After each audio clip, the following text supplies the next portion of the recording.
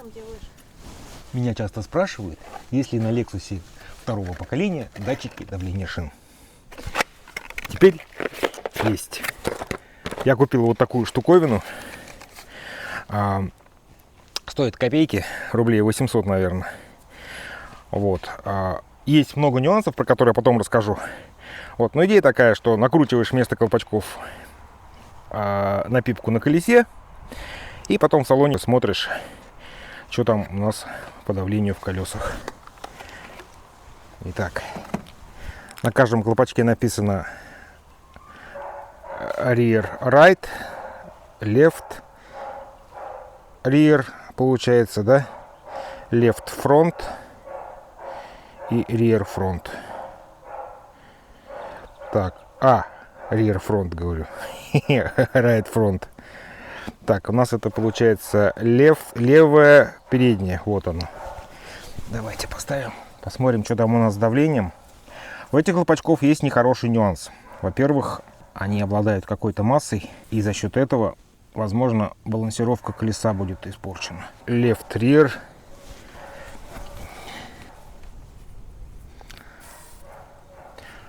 Я думаю, со временем, возможно, возьмем, которая с датчиками внутри колеса стоит, а здесь уже будет нормальная пипка торчать.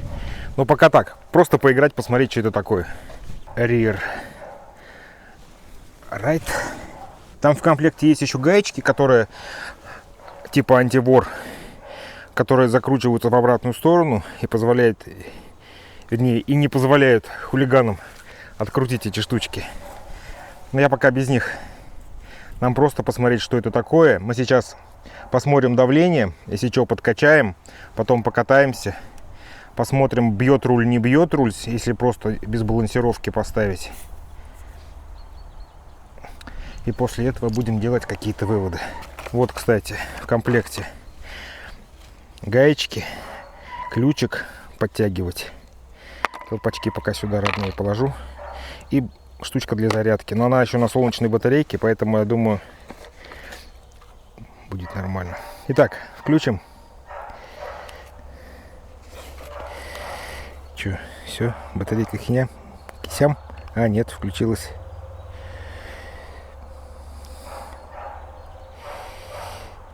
Че, будем читать инструкцию. Почему он везде пишет 0?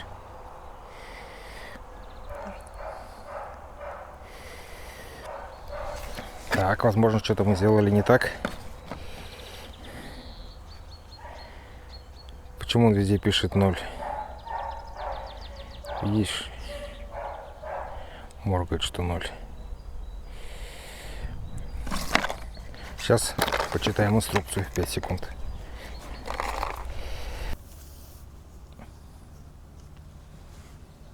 Непонятно. Так. О, надо открутить и закрутить. Вот смотрите. Сейчас он показывает, что здесь у нас 2,3 переднее колесо. Давайте остальные также пробежимся. То есть он по ходу... Так, открутили. Закрутили. Есть 2,2. Ну, допустим.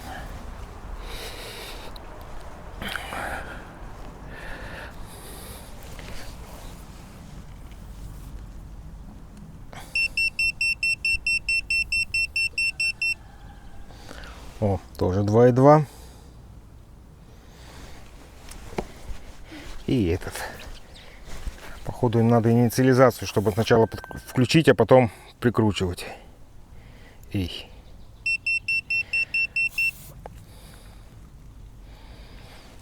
Здесь 2,1. То есть у нас одно переднее колесо 2,3, другое 2,1, заднее ровно 2,2, да, получается? То есть, значит, нам надо это колесо немножко накачать, чуть-чуть. Ну что ж, давайте сейчас я подкачаю до нормы, чтобы у них одинаково было. А потом попробуем, покатаемся, посмотрим, что это такое вообще. Пока кину сюда, чтобы она не наморалась. И еще непонятно, куда ее в машине присандалить. Слишком большая, да, чтобы выглядеть хорошо. Так, ладно, сейчас. Еще одно неудобство. Вот мы сейчас будем накачивать колесо, мы снимем датчик. Соответственно, мы можем только методом тыка делать. То есть подкачали, посмотрели, подкачали, посмотрели, подкачали, посмотрели. И вот так вот тихонечко ловить. У систем, у которых встроенная вовнутрь, то есть это, грубо говоря, прямо сам сосок уже с датчиком, нету такой проблемы. Потому что вы можете подкачивать и сразу смотреть давление. Так-то правильно наругался на самом деле.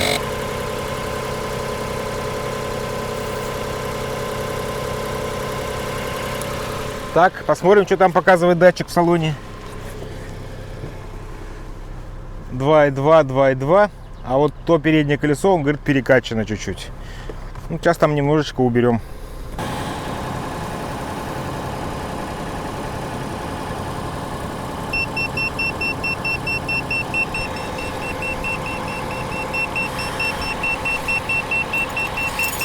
Да, когда прокололи колесо, вот он так будет мерзко пищать.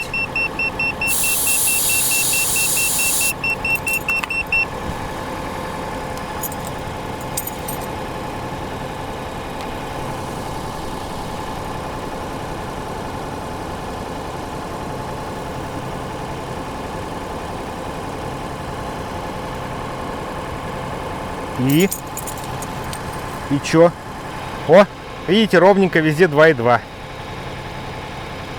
Чё, поехали кататься? Посмотрим, что как. Но мне такое ощущение, что колеса бить будут, эти штучки достаточно тяжелые. То есть они, не знаю, граммов по 10, наверное, весят по ощущениям. Итак, на скорости где-то 100 км в час.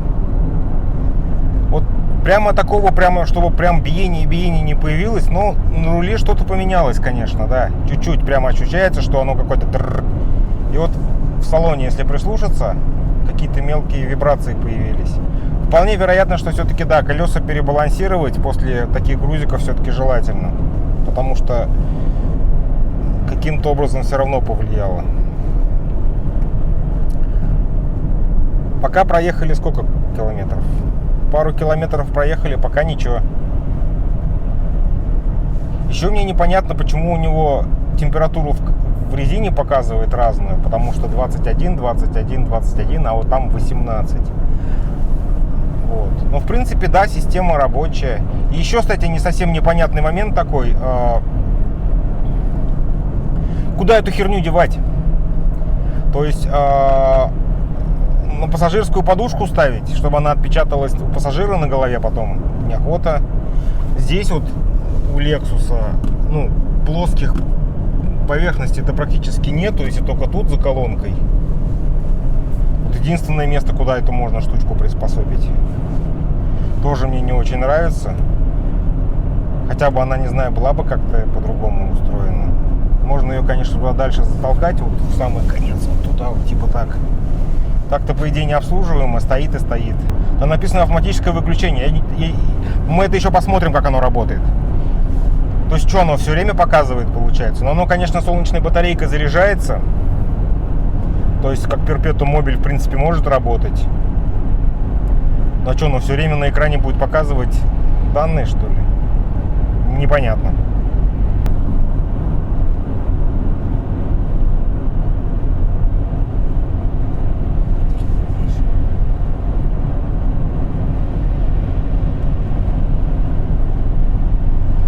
Смотрите, руль бросаю.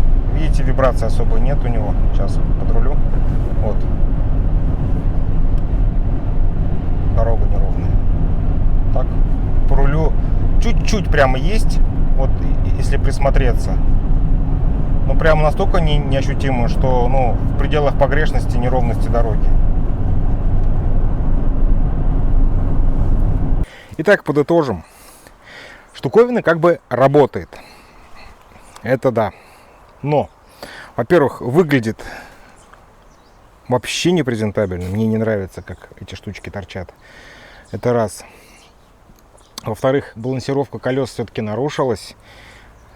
Вот ощущается на руле, и в машине вообще ощущается, что вибрация какая-то появилась. Поэтому балансировать колеса после того, как вы поставили такие штуки, все-таки надо. 2. То есть, грубо говоря, если у вас есть выбор между тем, поставить вот такие внешние или поставить внутренние, которые внутри диска ставятся и как сосок просто торчат, то лучше, конечно, те, которые как сосок, потому что, во-первых, их украсть невозможно, потому что они внутри диска. Во-вторых, внешний вид вообще не портит. То есть это вот такой момент.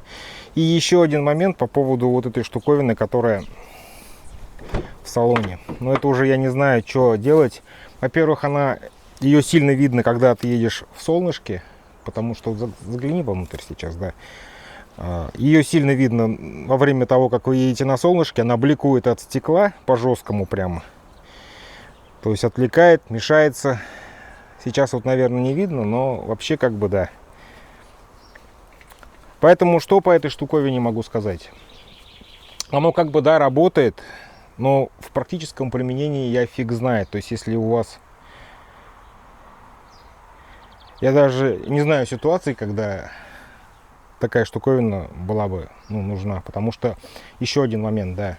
То, что когда у вас сосок уже с датчиком, у вас есть возможность подкачивать и одновременно смотреть, что у вас давление выравнивается. А здесь вам приходится методом тыка. Открутили эту штуковину, подкачали, закрутили эту штуковину, посмотрели. Не получилось, открутили, снова закрутили.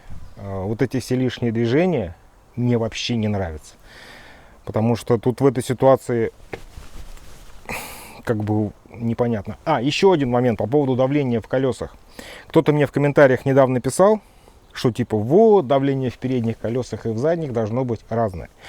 Здесь вот у вас на машине есть табличка.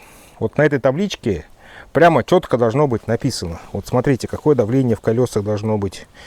То есть у вас при диаметре R18 235-55 колесах давление должно быть 2,2.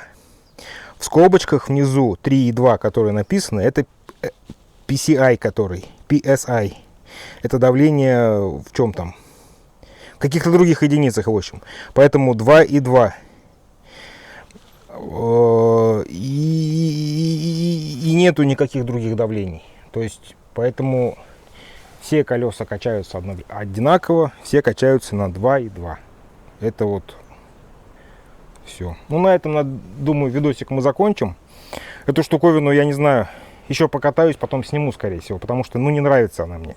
Внешний вид вообще сильно испортился. Диски и так, конечно, ушатанные, но стало еще хуже, в общем. Все, на этом заканчиваем. Всем пока. С вами был самый скучный канал про Lexus. Это Lexus и другие автомобили. До свидания.